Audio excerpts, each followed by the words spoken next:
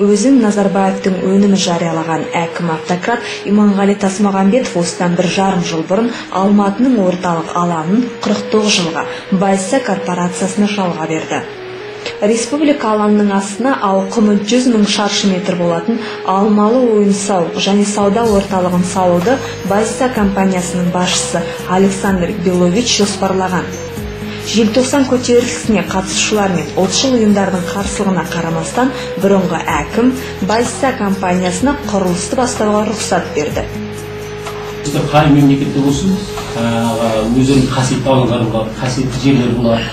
Ресейде болсын, сонау Европада болсын, қай мемлекетте болсаңыз, сол жеріне барып, бас иіп, сол жерден үлкен ұрпақтар тәрбие алып, сондай бір қанаттағы ұрпақтар кеткен қасиетті жерлер бар. Біздің ойлаймыз, осы желтоқсан алаңы, желтоқсан көтерілісі болған жер, бұл ең бір біздің қасиетті алаңымыз, қасиетті жеріміз, қазақтың қаны төгілген жер, ғажайып жер деп өзіміз ойлаймыз. Бірақ дегенмен де соңғы кезде өзіңіз білесіздер, желтоқсан жаңағы тәуелсіздіктің тасасында қалған бір бөлек.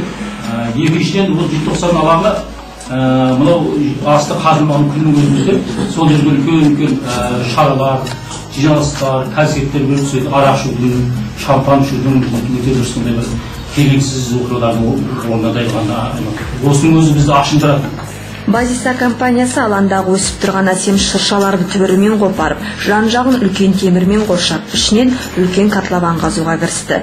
Желтоқсан боздақтарының қаны төгілген алаңда жарық сызықтар пайда болды.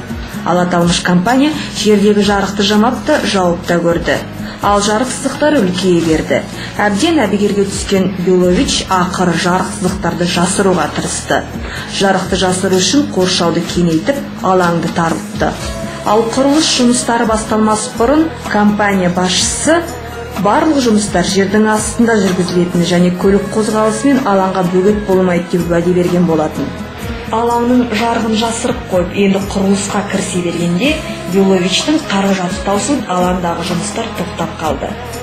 Бәрі бітіп бояу сіңген уақытта сейсмолог мамандары ол жер өте қауіпті, ол жерге құрылыс салуға болмайды деп байбалам салуда. Білесіздер, Алматы қаласы аумағы сейсмикалық қарқынды жағынан 8-9 және 10 балл болып келетін аудандар болып саналады.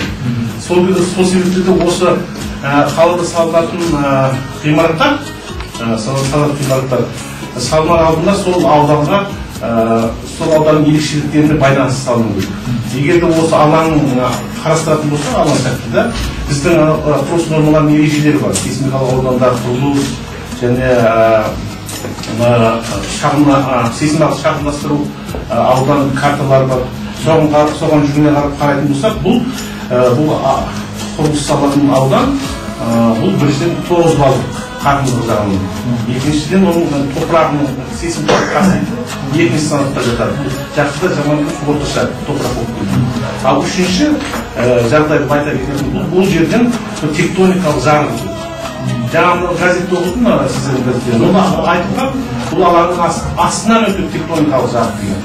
Ал біздің норма бойынша бұл жердің бетімен өтіп. Сол себептен де айтайын дегенім, осы біздің нормаға сәйкес, норманың 3-ші және 5-ші 3.5 бабы бойынша бұндай жерлерге жазылған, бірақ нормада жазылған, бұндай жерлерге тұрғын үй массивтерін, өнеркәсіп құрылымдарын және жеке тұрған ғимараттарды салуға болмайды, рұқсат етілмейді. Сол себептен де бұл сейсмикалық қатынас жағынан алғанда қолайсыз аудан болып есептеледі. Сол себептен бойынша бұл жерде ондай нелер салыну тиіс емес ғимараттар. Жер асты, жер үсті тұрғысындағы ғимаратты салуға болмайды. Біздің нормада жазылған ол жерде парктер, скверлер, адам демалатын жерлер ғана салынуы тиіс. Сондықтан бүкіл әлемді жаулап алғанменен, ол қанша жерден тиран болғанменен қасиетті орындар ешқашан тиіспейді. Сол күйінде қалдырып кетеді. Қасиетті орындарға ол қол соқпаған.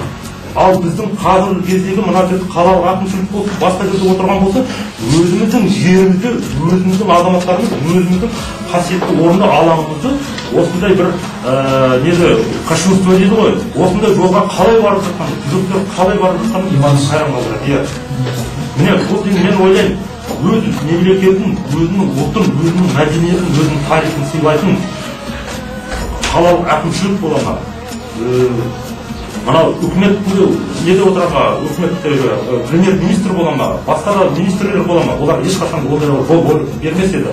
Олар намысы бар болатын болса бар ғой, осындай дөңгелектің үстінде отырып, мен оған ешқашан да жол бермес едім, қойыңдар деп бір ауыз айтар еді. Бірақ өкінішке орай барлықтар отырған өздерінің партияларын ойлап отырған азаматтар көрініп отыр. Алаңда қаншама адамдардың қаны төгілді. Қанша адамдар жарақаттанды. Яғни ол біздің қасіретіміздің куәсі. Ол алаңда тіпті толып жатқан дұрыс толып жатқан естеліктер болу керек. Ол алаңда керек болатын болса, ана біздің арғы бергі тарихымыздан хабар беру керек.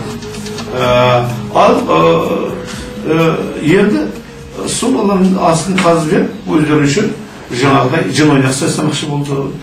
Енді бұл ұят мәселе ғой. Қай елде бар? Қай елде өз ұрқын осылай таптау бар? Одан кейін жаңағы енді ол болмаса астынан гараж саламыз деймін. Енді ол ешқандай ақылға сыймайды. Гараж салатын жер болса машина қойып құрып қаппа, жетіп жатыр ғой. Оның астына бір музейлер саламыз дейтін болса, астымен кәдімгі толық мүмкіндіктер бар ғой. Сол біздің тарихымыздың естеліктерді саламыз десе, оны ешкім қарсы емес. Бұлар сөйтті пайда таба болады ғой. Жоқ, көзге көріну осыны ұлттық ғұрыпқа шабуыл жасады. Ешқандай көріп жүрмеу. Тек қана бұл асты музей, айтса жанындағы музей жұрттың бір өткен тарихын еске алатын жері болу керек. Мен бұл жерде жалпы мына неге байланысты ешқандай пікір бөліс болмау керек. Ашықтығы. Өйткені ортақ қой, бұл халықтікі ғой. Қазақстандікі, қазақ халқынікі. Сондықтан билік өз алдына, қоғам өз алдына болса, ол масқара жағдай. Демек, әркім мен осы елдің ұлымын, перзентімін, қазақтың баласымын деп керу керек. Сол тұрғыдан қарау керек. Сондықтан меніңше олардың да осыған көп ойланып қарағаны дұрыс болар еді. Боздақтардың қаны төгілген алаңның жағдайы жүрегі қазағым, ұлтым деп соғатын әрбір азаматты бейжай қалдырмайтыны анық. Ал билікте отырған көкелеріміз тізгінді өз қолдарына алып, 90 көтерілісі болған алаңды халық тағзым ететін қасиетті алаң етіп қалдыруға тиіс. Өйткені халықтың қалауы осы.